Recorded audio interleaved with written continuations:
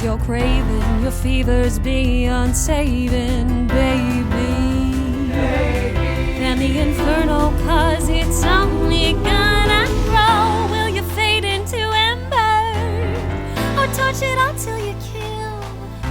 You better, if you wanna be the top of the bill. If you wanna join me on the top of the bill, nothing's coming easy for ya. Gotta suffer and sweat, gotta burn, gotta get, and I will if you wanna be the top of the bill.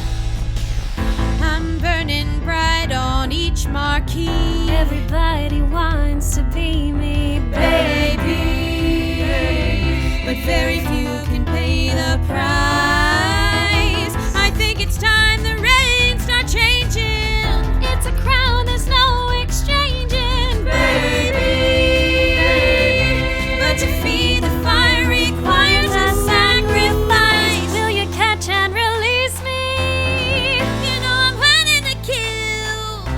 You better, if you wanna be the top of the bill. Soon you're gonna see me on the top of the bill. That's where I'm gonna be.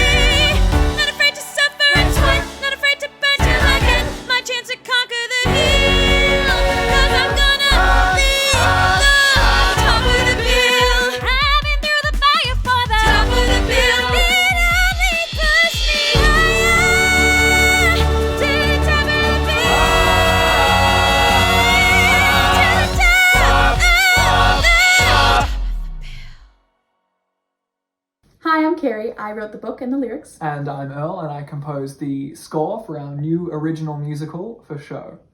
So when Earl and I first started talking about what we were both really interested in writing about, we were kind of immediately drawn to the idea of writing a show about young people and the issues that young people face, particularly in the education system. Yeah, because I don't know, I feel like high school is the last shared experience that we kind of all have. So having that familiar grounding to begin with allows us to then go further. Particularly with the high school show choir, which is sort of a thing we all know. We then felt we could use that to unpack some of the more uncomfortable realities and unspoken truths that are sort of deeply present within the arts education system. Yeah. So for show focuses on new scholarship student and choir geek Cassie Russell, who has just transferred to Brentwood Preparatory and is kind of single-minded in her goal of joining their elite high school show choir team. In the number you just saw, our opening number, Top of the Bill, Cassie is sort of fantasizing about going toe-to-toe with her idol Brianna Morgan, who's the captain of the Brentwood show choir team. But as she kind of fights her way through their elite societal circles, which she's very unused to, Cassie kind of discovers that the price of admission to show and the road to nationals is a lot more complicated than just talent. The show's very charismatic director, Mr. C, is actually sexually assaulting the captain Brianna, and when the school starts asking Cassie questions about what she's seen, the price of her admission to show becomes her silence. So with a kind of propulsive contemporary pop rock score, our musical seeks to highlight the illusions of show choir and contrast that with the harsh realities of a system that feels like it's designed to keep these young kids and young women silent. For show examines issues of harassment, complicity, and kind of the price of success. Yeah.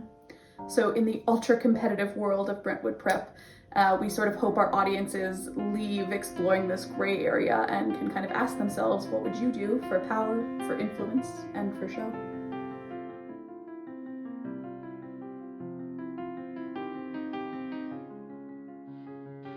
Here we are in Brooklyn, in my bedroom, where I compose most of the music for the show. Generally speaking, it's in my pajamas. But this next song that we're going to show you is called People Like Me. And this number occurs about halfway through Act 1. Initially, we struggled a lot with this song. It was originally written as a solo for Cassie, and while we really liked the song, we felt like it really wasn't accomplishing what we wanted to do dramatically. And so for months and months we sat on it until eventually we had this kind of light bulb moment. Like, what if this song was a duet between Cassie and Brianna? And then all of a sudden, the possibilities just completely opened themselves up. So that we could explore both Cassie and Brianna as this kind of dual protagonist sort of thing. because we've always felt that that's kind of, the show revolves around these two women, kind of in a way that like Les Mis revolves around Javert and Valjean, or Hamilton has this relationship between Hamilton and Burr. And so having these two girls together in this moment, while separated geographically, really experiencing the same kind of emotions was really interesting to us. And it also allowed us to explore kind of the socioeconomic disparities between these two girls. You know, there's Cassie Russell, who's the scholarship kid with nothing to her name, and then on the other hand, there's Brianna, who's the high school queen, who can seemingly have everything she wants.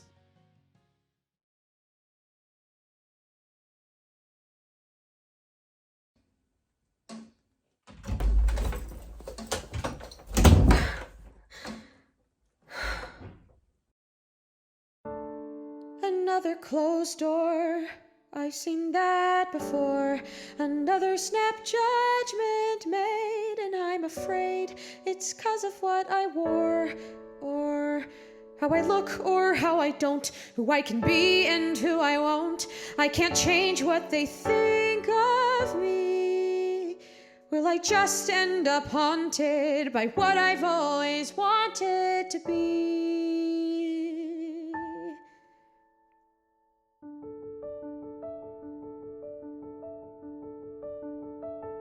People like me, the NPCs,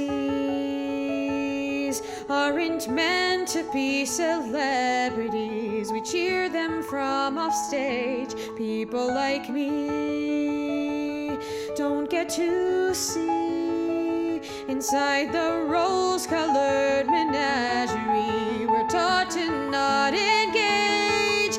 I don't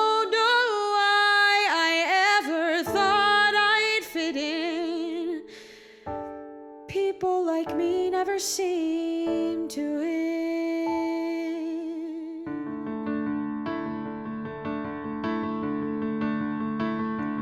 People like me, the Gen Z bourgeoisie, are grown and groomed for pedigree. We pose, look pretty, smile.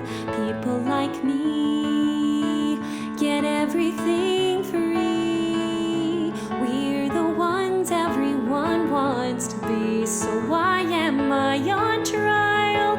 I play my part at parties, but even I can see people are pretending to like me.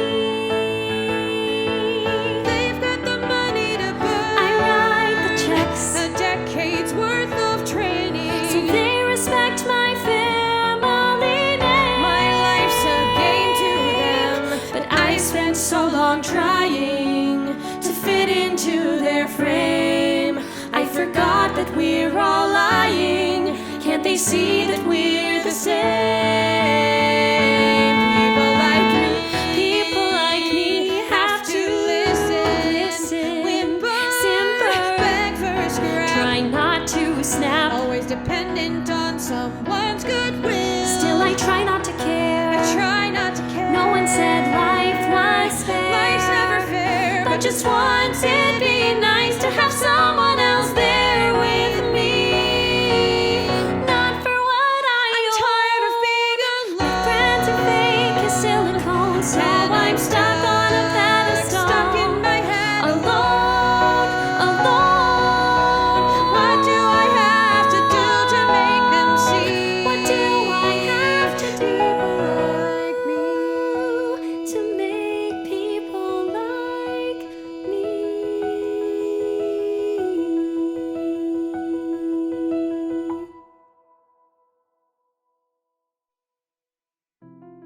So for me, a lot of this show came out of my experiences with a close mentor and educator of mine in school, who was known to be pretty physical with their students. They would give us massages during class and underage drinks, but it was sort of a joke around school until my final year, when a friend came to me and told me that the teacher had gone too far with them.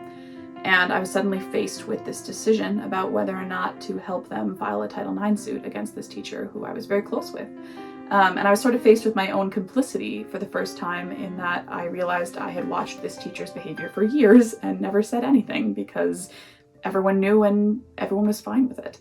But it made me realize that choosing to do nothing is still a choice.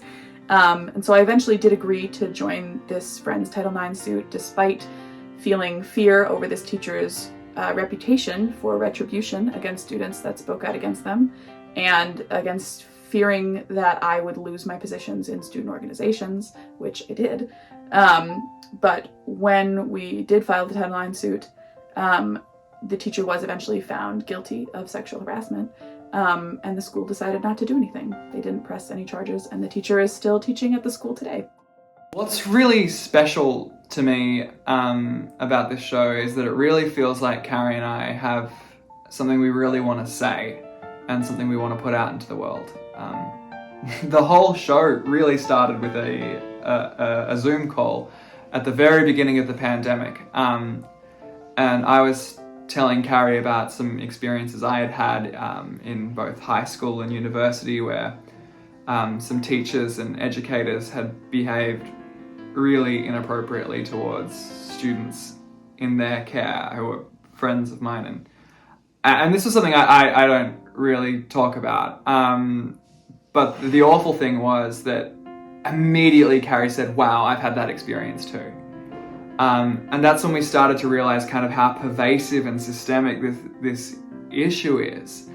The worst thing is that the more we tell people about it, about our show and what we're writing about, the more people who come to us and say, "Oh wow, I've had this experience too." And that's awful, and to me that's what gives me the drive to get up every morning and compose and keep writing, because I know that it's something I want to put out into the world, so that maybe we can start a conversation or further this discussion and make some real and effective change here. So the first song we wrote for the show actually ended up being the titular song for show. I wrote it at 3 a.m. in about 30 minutes and sent it to Earl, who responded almost immediately with a melody that has changed very little in the course of the last year. This song is Brianna's emotional climax, in which she has kind of tried and failed to report her teacher and is feeling a lot of guilt and shame surrounding her relationship with him. She is just feeling really isolated and is trying to rationalize the things she does for show.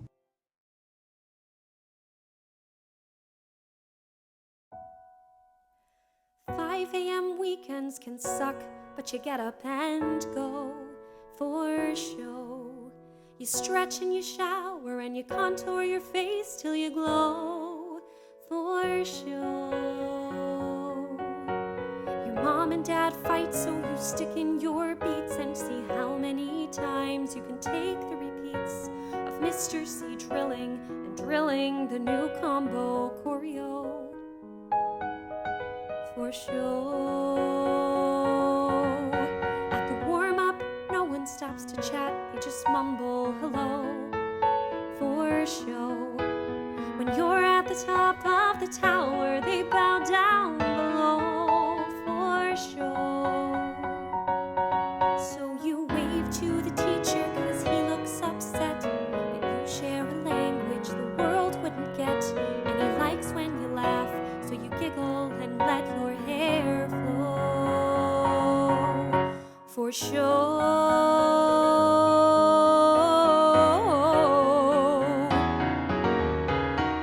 There's a method in madness, and flirting was never a sin. You don't fear a fall when the tightrope has always been thin. So what if he's handsy? It doesn't get under your skin. Why shy away when you asked for his touch? It's much easier just to give in. 'Cause if you let him massage both your shoulders, he's happy. We win. As their leader, I see it like paying a debt that we owe. And if anyone asked why I let him, I'd say, I don't know. I don't know. I don't know. But no one would see when I see breeze my face if I started crying all over the place. 'Cause captains compete for the team. No one cares just smile and swallow your scream. Mom will pay for LaDuca's. She just won't come sit in the seat I saved in the front row. So she'll never know what I do for show. No, they'll never know what I do for show.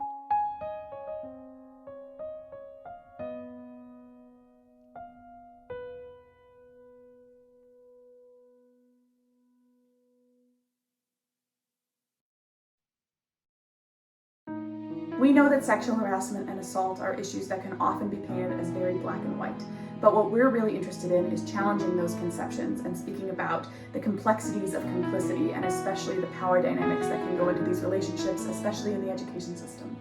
So this final moment you're about to see occurs towards the end of Act 1. The show choir is about to go on stage for a major competition, and Cassie walks in on Brianna and Mr. C together for the first time. And Mr. C kind of offers her an ultimatum. Stay silent, don't speak up, and I'll give you everything you ever wanted. And Cassie kind of needs to decide what she is willing to sacrifice for show.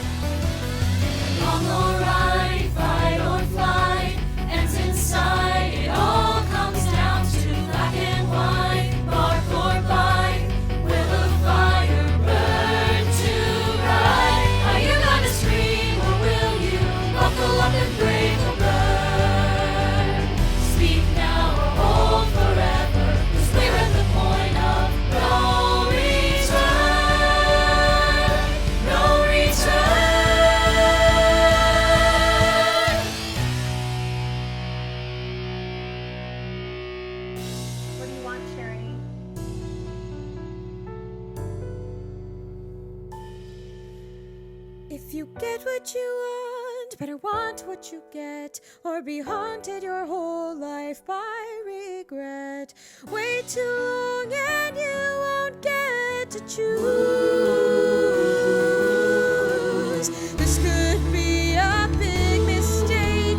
If I save her skin, I miss my break. Whatever path I take, I lose. I lose. I Poor little bitch, 'cause she put a knife in my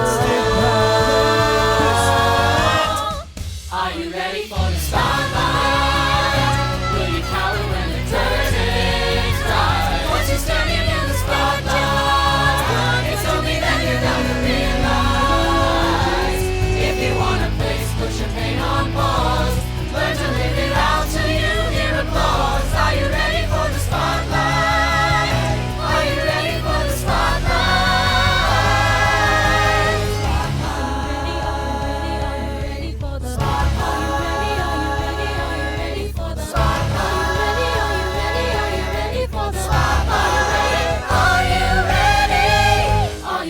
For the